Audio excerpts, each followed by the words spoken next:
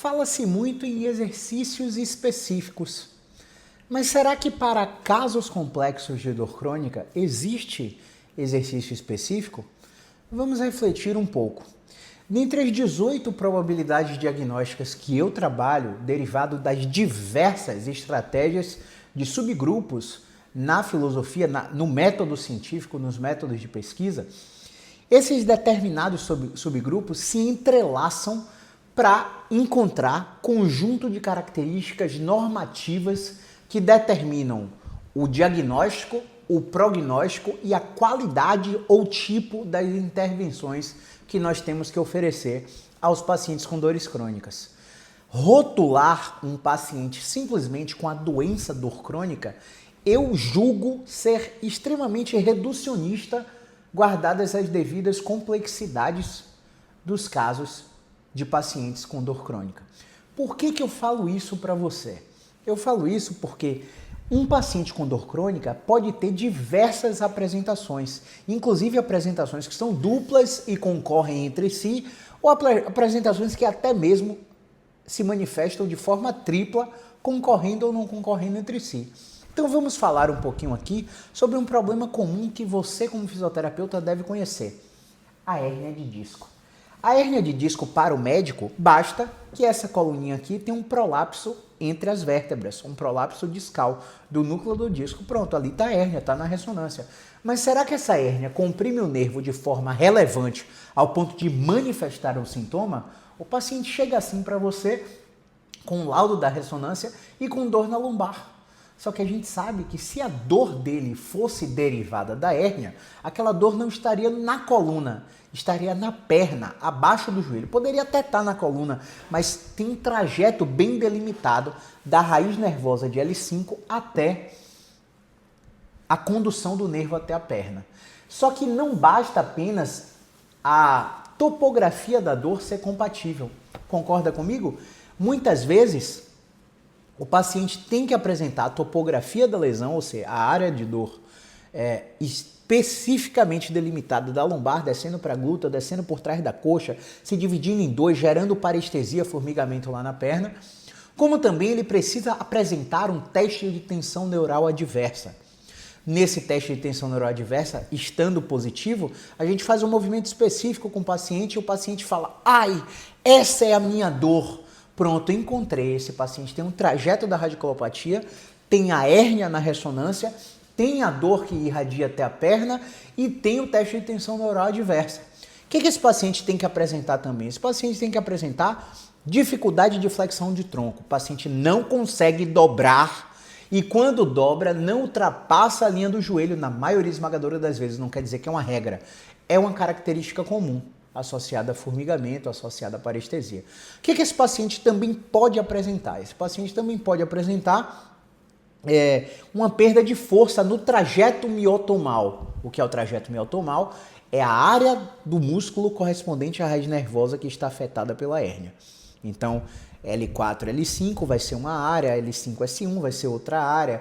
Geralmente o paciente perde força no quadríceps, geralmente o paciente perde força na panturrilha, né? Não consegue ficar na ponta do pé, às vezes não consegue andar nos calcanhares, o pé desaba e gera uma apresentação que nós chamamos de drop foot, pé caído, né? Apresentação extremamente rara que precisa de uma avaliação de risco cirúrgico, é verdade. Mas qual que é o intuito desse vídeo? Mostrar para você que quando o paciente não tem preferência direcional, não tem um movimento que melhora ele abruptamente, quando o paciente tem dificuldades de apresentar habituação, você bota um estímulo sucessivo, bota um movimento para ele ativar o metabolismo e ele não gera analgesia, ele não gera controle da dor, pelo contrário, ele gera sensibilização. Ao gerar essa sensibilização, o paciente tem um processo que a gente chama de fusão de pensamento. O pensamento que o movimento gera machucado é fusionado. O movimento é lesivo, não vou fazer, vou ficar de repouso, vou tomar remédio, vou fazer anti-inflamatório. Isso vai gerar uma crença que inicialmente é superficial, mas a depender da frequência e quantidade de experiência aversiva que esse paciente tem com o movimento, por causa de um profissional da saúde mal prescritor de exercício, essa crença superficial vai virando uma crença intermediária, ao ponto que os anos vão passando e a gente encontra um paciente com 15 anos de dor, que não dobra a coluna, que tem a coluna parecendo uma tábua de passar roupa, porque dobra a torácica, dobra o quadril, mas a lombar continua reta, tendo uma disfunção de controle específica ali na lombar. A lombar praticamente não dobra, não cede, não faz a curvatura. Esse paciente está com uma crença nuclear, que fica difícil de desfusionar. E para desfusionar, a prescrição de exercício precisa ser ainda mais cautelosa, não necessariamente específica. Sabe por que eu falo isso?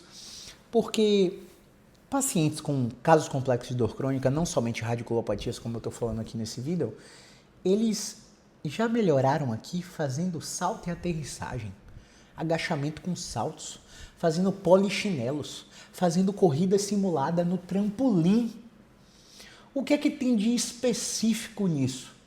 Quando você, profissional de saúde, fala em movimento específico, você cria uma cultura em quem te escuta de que existe a necessidade expressa do paciente aprender o movimento de um jeito que não é tão simples assim. Veja se faz sentido. Quando eu falo dessa maneira, eu deixo de generalizar no sentido de que o paciente acha que não pode fazer qualquer atividade física, qualquer exercício, quando a gente sabe na literatura científica que se o paciente calçar o tênisinho verdicando e sair correndo ou sair caminhando, ele pode experimentar dor? Ele pode. Pode ser numa dose inadequada para a condição de capacidade de demanda dele? Pode. Mas a maioria das vezes esse paciente vai melhorar só por ter iniciado uma nova atividade.